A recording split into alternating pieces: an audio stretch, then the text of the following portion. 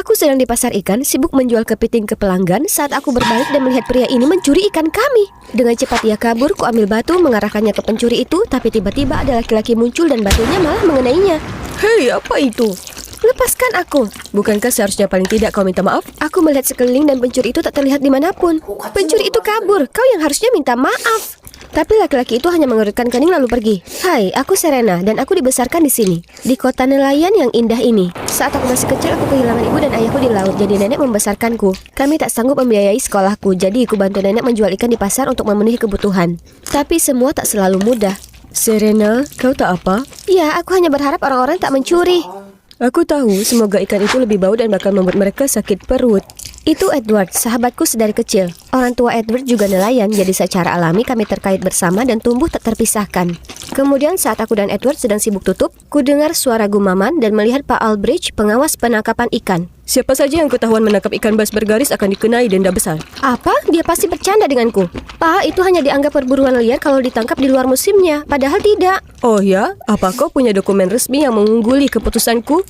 Tidak. Kurasa begitu. Dia jelas menyalahgunakan kekuasaannya. Di rumah, ku beritahu nenek semua yang telah terjadi di pasar ikan. Aku tahu itu tak adil, sayang. Tapi mungkin suatu hari nanti kau bisa belajar menjadi pengacara hebat dan membantu para nelayan lokal. Aku ingin membantu, aku bisa membimbingmu kalau kau mau. Itu brilian. Sejak itu, Edward menepati kata-katanya dan mengajariku. Dia pandai dan sangat sabar dalam menjelaskan banyak hal padaku.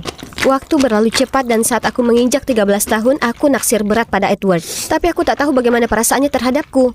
Aku akan cuci-cuci. Di masa mendatang, aku akan selalu berbagi pekerjaan rumah denganmu. Apa maksudnya dengan itu? Apa dia juga punya perasaan terhadapku? Hari berikutnya, saat aku dan Edward sedang makan es krim, beberapa anak datang dan mulai mengolokku.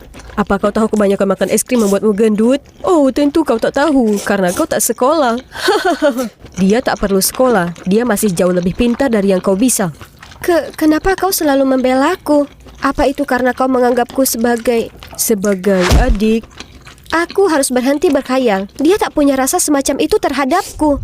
Kemudian saat aku menginjak 17 tahun, sesuatu yang buruk terjadi.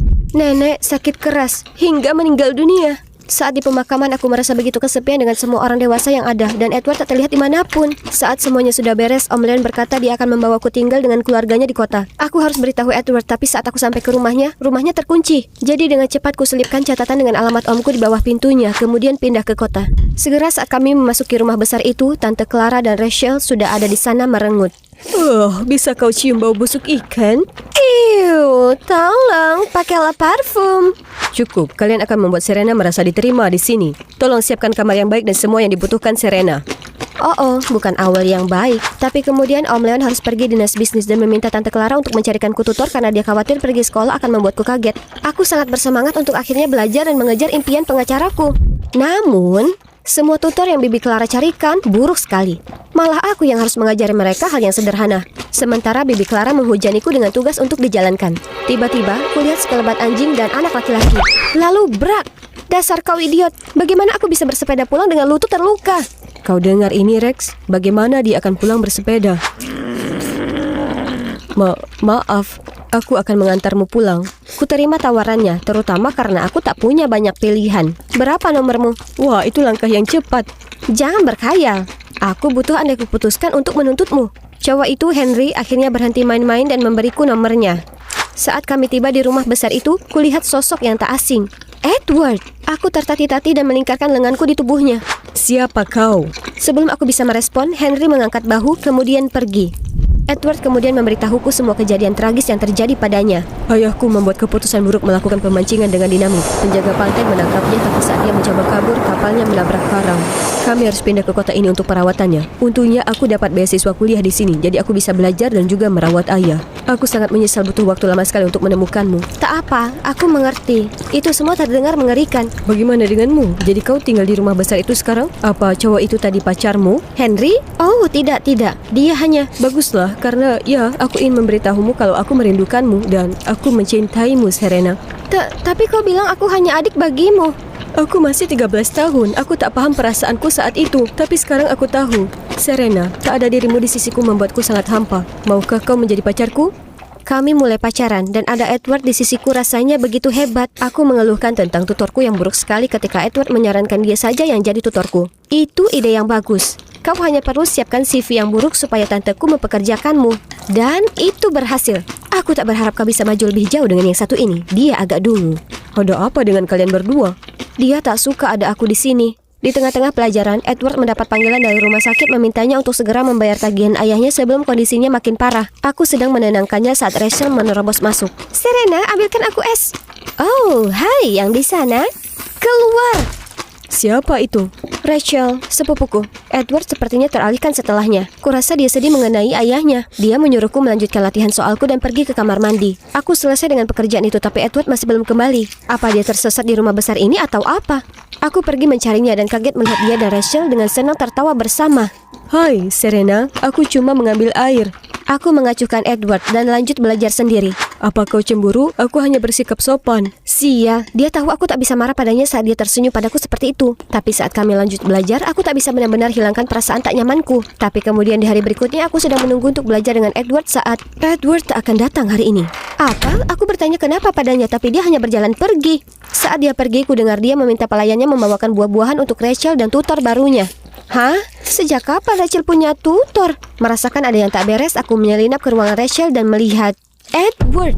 Serena, apa yang kalian berdua lakukan di sini? Oh, apa menguntit jadi hobi barumu sekarang?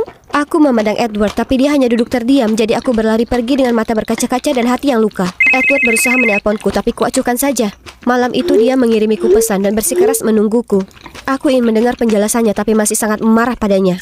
Serena, aku mohon, tantumu bilang padaku aku tak bisa lagi mengajarimu dan memintaku menjadi tutor Rachel saja. Aku butuh uang itu untuk perawatan ayahku. Tak bisa kutolak jumlah uang ini. Tantuku ini memang tukang sihir.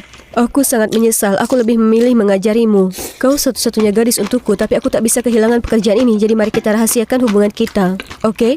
Itu bukan masalah besar ya kan? Akulah yang dia inginkan, bukan Rachel. Hari ulang tahun Edward sebentar lagi dan kami akan kencan di restoran ini hari ini. Aku sangat bersemangat saat ponselku berbunyi. Maaf sayang, ada sesuatu yang terjadi. Aku tak bisa datang. X. Itu pasti hal yang sangat penting untuknya hingga membatalkannya seperti itu. Tapi di perjalanan pulang, aku melewati restoran lain dan tak bisa mempercayai mataku. Edward dan Rachel duduk bersama. Kemarahan menguasai diriku dan sebelum bisa kuhentikan diriku sendiri, aku menyerbu masuk. Edward, teganya kau. Astaga, ada apa denganmu? Dia bahkan bukan tutormu lagi. Tanya dia berapa lama dia sudah mengenalku. Aku ini cuma tutormu. Itu saja. Aku tak bisa percaya ini, jadi aku bergegas pergi. Aku merasa seperti orang bodoh karena pernah percaya kebohongannya. Sambil berlari menangis, aku menabrak Henry. Kau terlihat seolah baru saja diputuskan. Kesedihanku tak lagi terbendung, jadi aku mulai menangis lebih keras. Itu bukan aku. Aku tak melakukan apa-apa. Tolong berhentilah menangis. Apa ada yang kau inginkan? Apapun. Bagaimana